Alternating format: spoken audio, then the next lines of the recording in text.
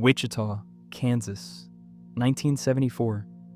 A quiet neighborhood wakes up like any other morning. Kids are getting ready for school. Parents are leaving for work. Nothing feels unusual. But inside a small suburban home on North Edgemore Street, something is terribly wrong. Police arrive after a worried neighbor calls for help. Inside the house, they find 4 members of the same family, all of them gone. No signs of a struggle loud enough for the neighbors to hear. No clear suspect. Just a chilling realization. Whoever did this planned everything. And this was only the beginning. Because somewhere in Wichita, a man was already preparing his next project. For the next 3 decades, the city would be haunted by letters from a killer who gave himself a name. BTK.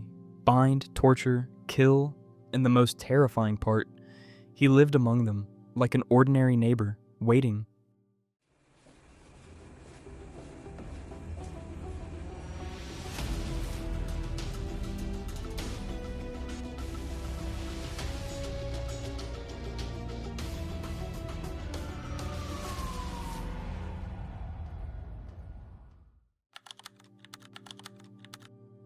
Before the letters, before the name BTK, before Wichita realized a serial killer was living among them, Dennis Rader was simply another resident of the city, a man who blended in perfectly.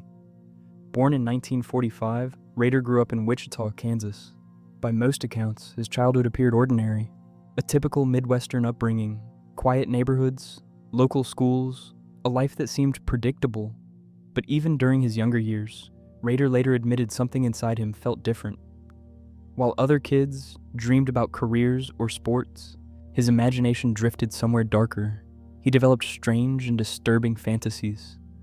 Fantasies that revolved around power, control, and fear. They were thoughts he kept completely hidden from the world. No one around him could see what was happening inside his mind. As he grew older, those fantasies didn't disappear. They became stronger, more detailed, more obsessive. After graduating high school, Rader joined the United States Air Force.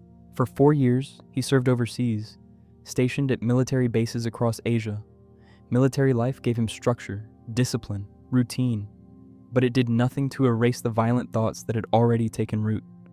When he returned to Wichita in the early 1970s, Rader appeared ready to start a normal life. He enrolled in college, studied criminal justice, got married, eventually becoming a father. To the outside world, Dennis Rader looked like the definition of an ordinary American man. He worked regular jobs, paid his bills, attended church, lived in a quiet suburban neighborhood, surrounded by families just like his own. Neighbors described him as polite, reserved, even helpful. The kind of person you might wave to while mowing the lawn. Someone you might trust, someone you would never suspect. But behind that normal life, Dennis Rader was living a second reality. In private, he spent years feeding the violent fantasies that had followed him since childhood. He gave them a name. He called them his projects. These weren't random thoughts anymore. They were plans, carefully imagined scenarios where he could control every moment, every movement, every reaction. And by the early 1970s, those fantasies were no longer enough. Dennis Rader wanted to turn them into reality.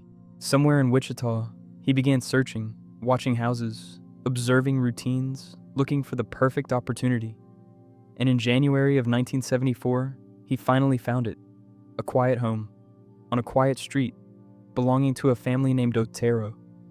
What happened next would mark the beginning of one of the longest and most terrifying serial killer cases in American history. January 15th, 1974, Wichita, Kansas. North Edgemore Street was a quiet suburban neighborhood where nothing out of the ordinary ever seemed to happen. Families lived close together, children played in the yards, neighbors waved to each other in the mornings. The Otero family had lived there for years. Joseph Otero worked hard to support his household. His wife, Julie, took care of the children. To everyone around them, they were simply another family living a normal life. But in the weeks leading up to that morning, someone had been watching their house. Dennis Rader had begun driving through Wichita neighborhoods, searching for what he believed was the right target. He didn't act randomly. He studied routines, watched when people left for work, noticed which houses stayed quiet during the day. and eventually the Otero home caught his attention. In Rader's mind, this wasn't just a crime. It was something he called a project, a scenario he had imagined again and again. That morning, he approached the house. Inside, the family had no idea what was about to happen. Hours later, police officers arrived at the property after a concerned neighbor contacted authorities.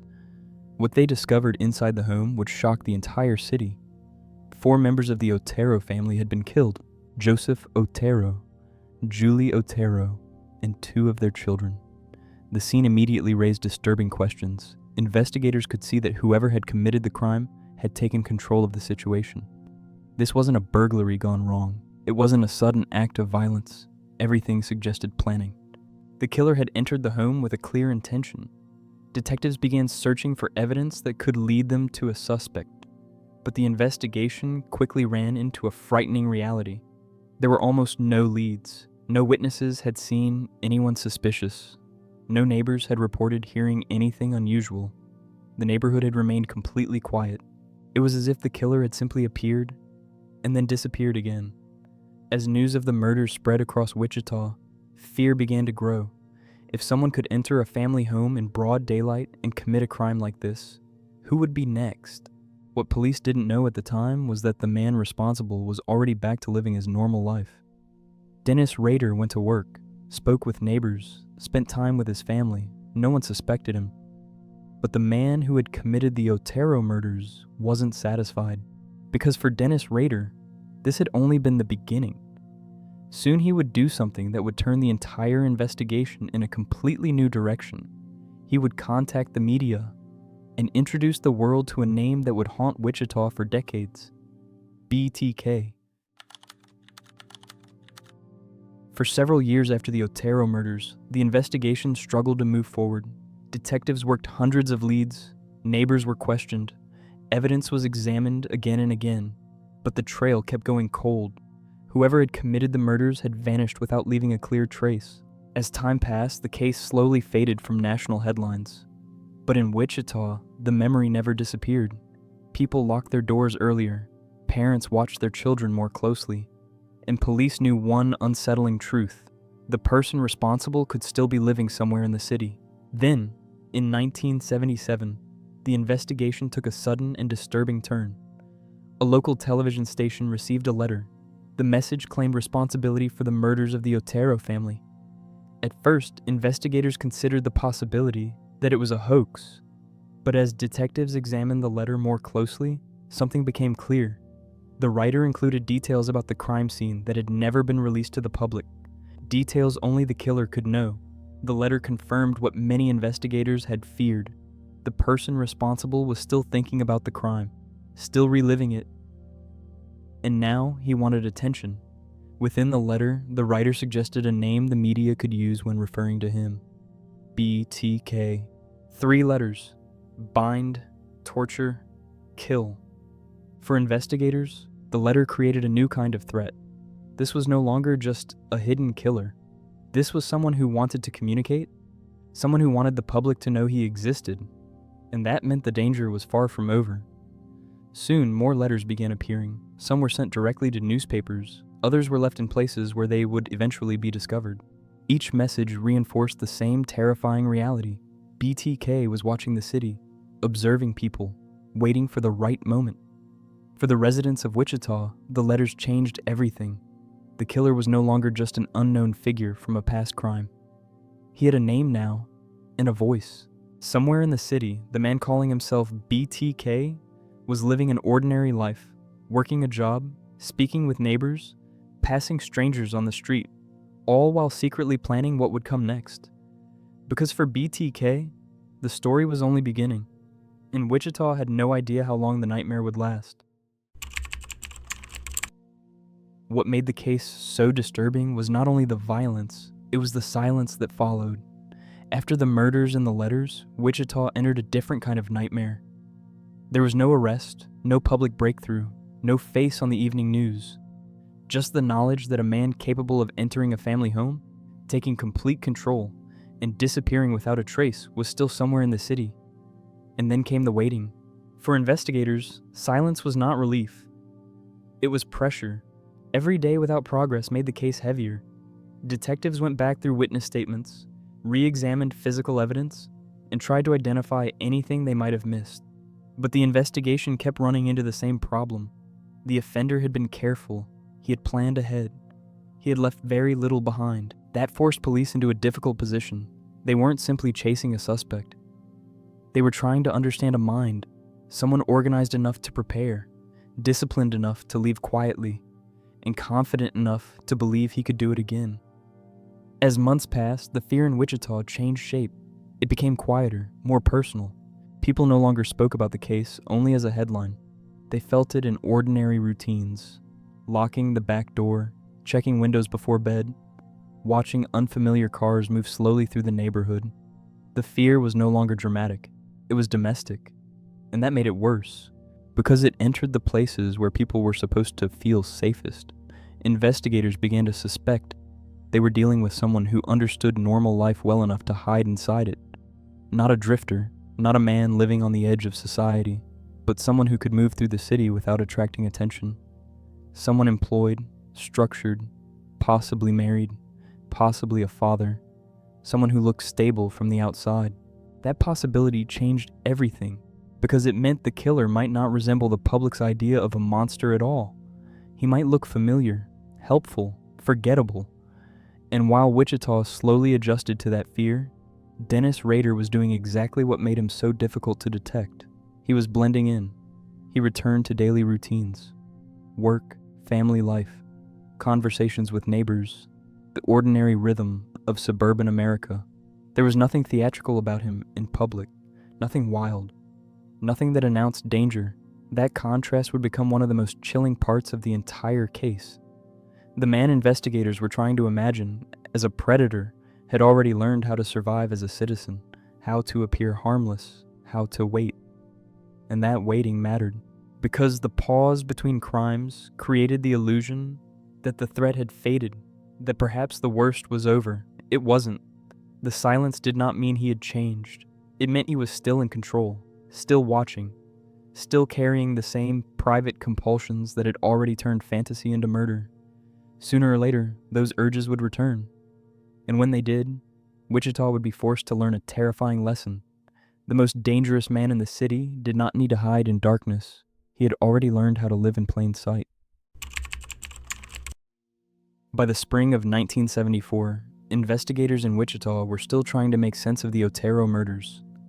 The case had shaken the city, but despite weeks of work, detectives had very little to show for it. No suspect, no clear explanation, just a crime scene that suggested careful planning and complete control. Then, less than 3 months later, the violence returned. On April 4th, 21-year-old Catherine Bright arrived at her home on East 13th Street. Her brother Kevin was already inside.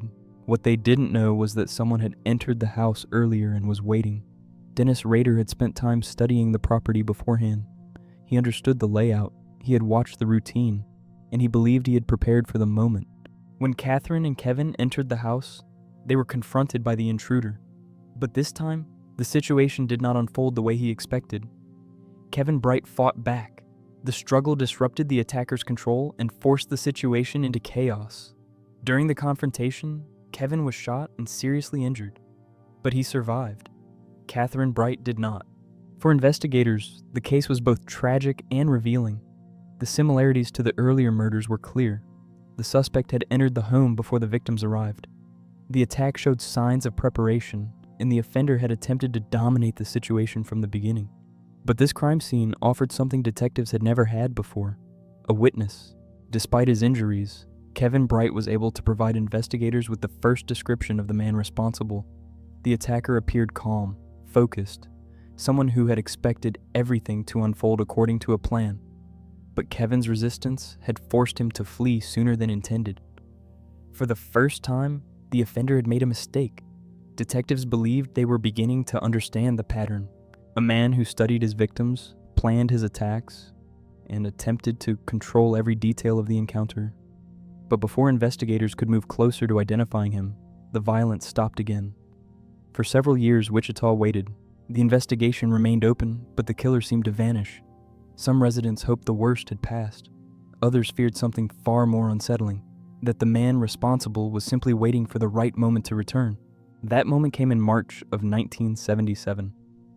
24-year-old Shirley Vian was home in Wichita with her 3 young children. It was a quiet evening in a residential neighborhood, but someone had already chosen her house. The man who entered that night confronted Shirley Vian inside her own home. Her children were present in the house while the crime unfolded. For investigators, the details of the scene were chillingly familiar. Once again, the offender had selected a private residence. Once again, the attack showed signs of planning and preparation, and once again, the suspect vanished afterward. By this point, the reality facing Wichita was becoming impossible to ignore. The city was dealing with a serial offender, someone patient enough to disappear for years, someone disciplined enough to study victims before striking, and someone confident enough to believe he could continue without being caught. But what investigators did not yet understand was just how deeply hidden the offender truly was, because while the city searched for a predator, Dennis Rader had already returned to the ordinary life that protected him, a life that made him look like just another man in Wichita, invisible, unremarkable, and still completely free. In December of 1977, Wichita was once again reminded that the killer had never truly disappeared. Nancy Fox was 25 years old and living alone in a small apartment on the west side of the city. Friends described her as independent and quiet, someone who kept a steady routine between work and home. On the night of December 8th, something happened inside that apartment. The next morning, the Wichita Police Department received a phone call. The man on the line spoke calmly. His voice showed no panic, no hesitation. He delivered a short message. There's a homicide at 843 South Pershing. Nancy Fox. Then the line went dead. At first, officers could not know whether the call was real, but when patrol units arrived at the address, they quickly realized the caller had been telling the truth. Inside the apartment, Nancy Fox had been killed during the night. For investigators, the phone call changed everything. The killer had not only committed the crime, he had chosen to report it himself. It was a chilling display of confidence. The man they were searching for was not hiding in fear. He was watching the investigation unfold, and he wanted to be part of the story. The Fox case intensified the pressure on Wichita police. Detectives reviewed every detail of the earlier crimes. They studied patterns, timelines, and behavior. But the suspect once again vanished without leaving a clear trail. Then something strange happened. The violence stopped. Months passed, then years. Eventually, the case began to drift into a different kind of uncertainty. Some investigators believed the offender might have left the city. Others feared something more troubling, that he was still living in Wichita, simply waiting. Nearly 8 years later, that fear became reality. In 1985, 53-year-old Maureen Hedge attended a small gathering with friends. At some point during the evening, she left. When she failed to return home, concern began to spread among the people who knew her. Days later, her body was discovered outside the city. For detectives, the details were disturbingly familiar. The method, the preparation, the same controlled behavior that had appeared in the earlier crimes. The long silence had not meant the killer was gone. It had only meant he was patient. Once again, the offender disappeared into the routines of everyday life. The city had spent years hoping the nightmare was over. Now investigators understood something far more unsettling. The man responsible had never truly stopped. He had simply been waiting for the moment to return. By the mid-1980s, the investigation had entered a strange and unsettling phase. Years had passed between attacks. For many residents of Wichita, the long silence created a fragile sense of hope. Perhaps the killer had left the city. Perhaps he had been arrested for another crime. Or perhaps people told themselves the nightmare had finally ended. But in September of 1986, that illusion was shattered. 28-year-old Vicki Wegerlo was home alone in her suburban house on the west side of Wichita. Her husband had gone to work. Her young child was not in the house. It was the middle of the day, the kind of quiet afternoon that normally passes without notice. At some point during those hours, someone approached the home. The man who entered was prepared. He had studied the location, understood the routine, and chosen the moment carefully. When investigators later examined the scene, they discovered something that made the case even more disturbing. The offender had brought a camera. At some point during the attack, he he had taken photographs. For detectives, this detail revealed something chilling about the person they were hunting. The crimes were no longer only about control, they were also about preserving the moment, collecting it, keeping it as part of a private record. The investigation intensified once again, but just as before, the offender vanished into ordinary life. No witnesses, no clear trail, no suspect who could be placed at the scene. Then 5 years later, the violence returned one final time. In January of 1991, 62-year-old Dolores Davis left her home one evening to run a short errand. When she did not return, concern quickly spread among the people who knew her. Search efforts began across the area. Several days later, her body was discovered outside the city.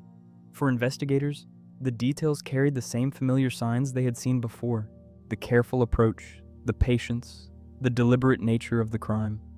Once again, the offender had chosen his moment and disappeared without leaving an obvious trace. But after the Davis case, something unusual happened. The violence stopped. Years passed without another confirmed attack. The investigation remained open, but the trail had grown colder than ever.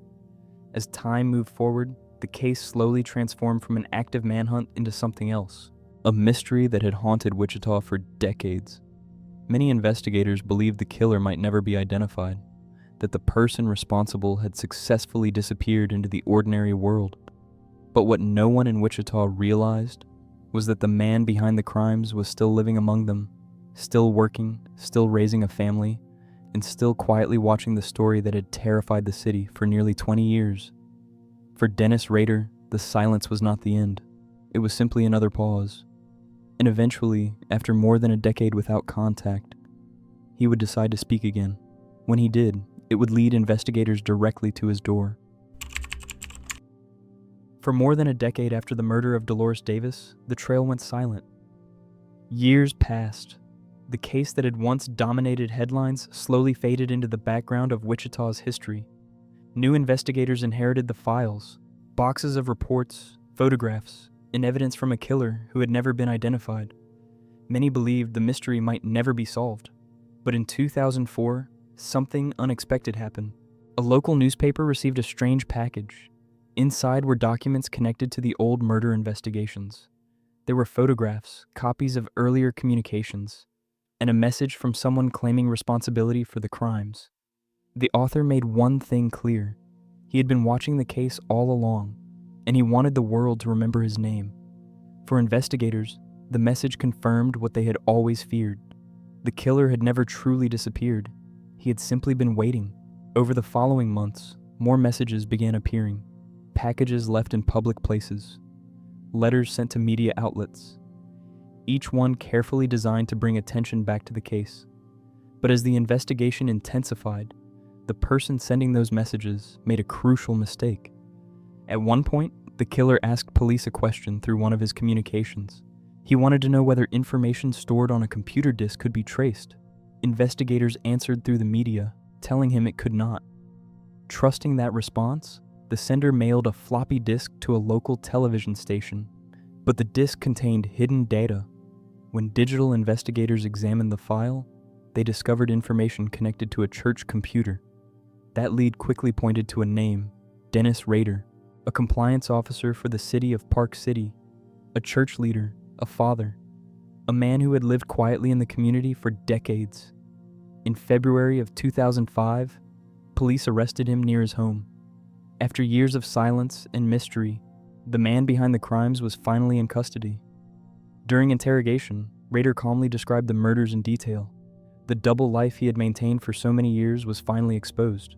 In 2005, he was sentenced to 10 consecutive life sentences in prison.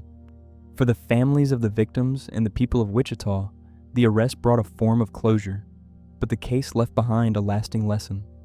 The man who had terrified the city for decades was never a shadowy stranger hiding far away. He had been living an ordinary life in plain sight, just another neighbor, watching, waiting, and believing he would never be caught.